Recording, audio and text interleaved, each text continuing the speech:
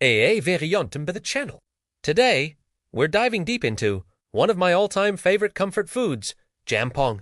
If you've never had it, you are in for a serious treat.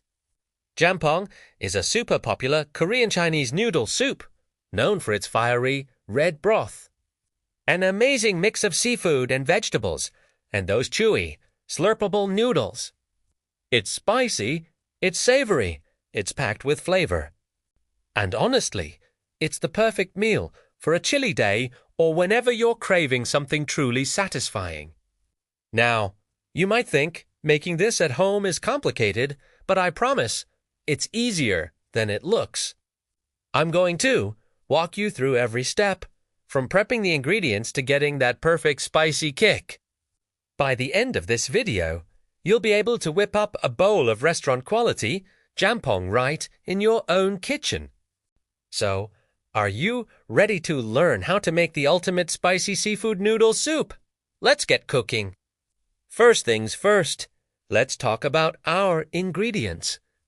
A great Jjamppong starts with great components. For our seafood, I'm using a mix of shrimp, mussels, and squid. You can totally customize this based on what you like or what is fresh at your local market. Clams, scallops, or even pieces of whitefish work beautifully too. For the veggies, we're going for a classic combination that adds both flavor and texture. I've got some thinly sliced onion, zucchini, carrots, and a bit of Napa cabbage. I also love adding mushrooms, like shiitake or oyster mushrooms, for an extra layer of umami. And of course, stubance garlic, sliced ginger, and some green. The green parts we'll save for garnish, and the white parts we'll use for cooking. Now, for the heart of the dish, the spicy soup base. This is where the magic happens. The key ingredients for that signature red color and heat are gochugaru, which is Korean chili powder, and gochujang, Korean chili paste. Gochugaru brings the clean, smoky heat, while gochujang adds a little bit of sweetness and depth. We'll also need some soy sauce for saltiness, a touch of oyster sauce for umami, and some cooking wine or mirin too. Round out the flavors and get rid of any gamey seafood taste. And finally, the noodles. You can use fresh Jjamppong noodles, which you can find at Korean grocery stores, or even thick spaghetti or udon in a pinch. The goal is a nice, chewy noodle that can stand up to that hearty broth. Now that we have everything ready, let's head over to the stove. All right, let's start building our soup. Grab a large pot or a wok and place it over medium-high heat. Add a good swirl of neutral oil, and once it's hot, we're going to add our pork belly slices. We're just going to cook these for a minute or two until they get a little bit crispy and render out some of that delicious fat. This fat is pure flavor, and it's going to form the foundation of our soup. Once the pork is lightly browned, toss in your aromatics, the minced garlic, ginger, and the white parts of the green onions. Stir everything around for about 30 seconds until it becomes incredibly fragrant.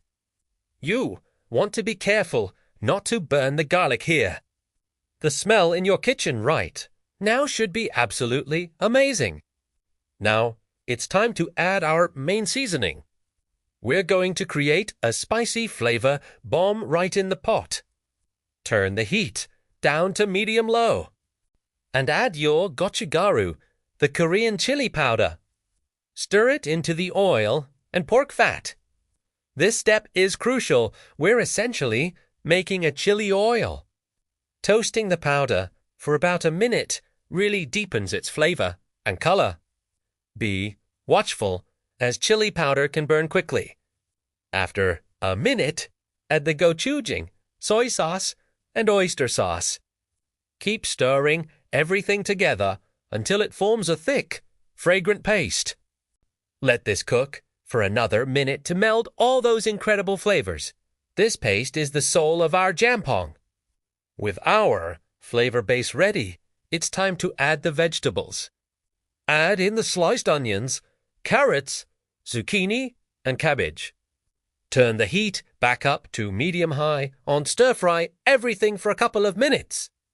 We want the vegetables to get coated in that spicy paste and to soften just slightly, but still retain a bit of a crunch. You don't want them to get mushy. After about 2 to 3 minutes of stir-frying, we're going to deglaze the pot. Pour in your cooking wine or mirin around the edge of the pot.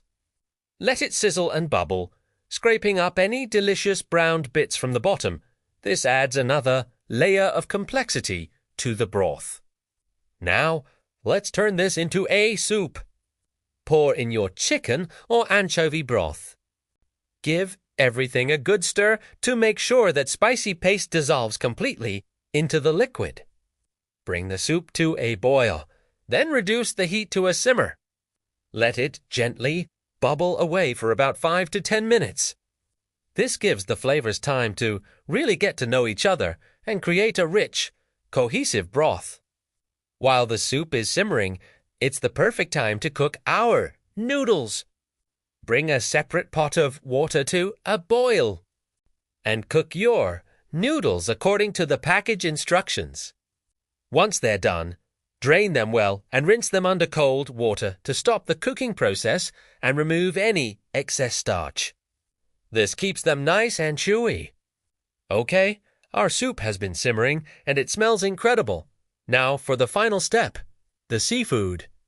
Add your prepared shrimp, mussels, and squid to the pot. Seafood cooks very quickly, so this won't take long at all. Just stir it in gently and let it simmer for another 2 to 3 minutes, or until the shrimp turn pink and opaque and the mussels have opened up. Be sure to discard any mussels that don't open. This is also a good time to taste the broth and adjust the seasoning if needed. You might want a little more salt, or maybe a pinch of sugar to balance the spice. Once the seafood is perfectly cooked, turn off the heat. It's time to assemble our masterpiece. Grab a large soup bowl. Place a generous portion of the cooked noodles right in the center. Now, ladle that beautiful, steaming hot soup all over the noodles. Be sure to get plenty of that delicious seafood and all those vegetables in there. Don't be shy with the broth. To finish it off, garnish with the fresh green parts of the scallions we saved earlier. And there you have it, a perfect steaming bowl of homemade jjamppong. The broth is rich and spicy, the seafood is tender, the veggies have a slight crunch, and the noodles are perfectly chewy. It's a complete meal in a bowl, and it's so incredibly satisfying. I really hope you give this recipe a try. Making jjamppong at home is such a rewarding experience, and the taste is just out of this world. Let me know in the comments how yours turns out. Thanks so much for watching, and don't forget to like and subscribe for more delicious recipes. See you next time.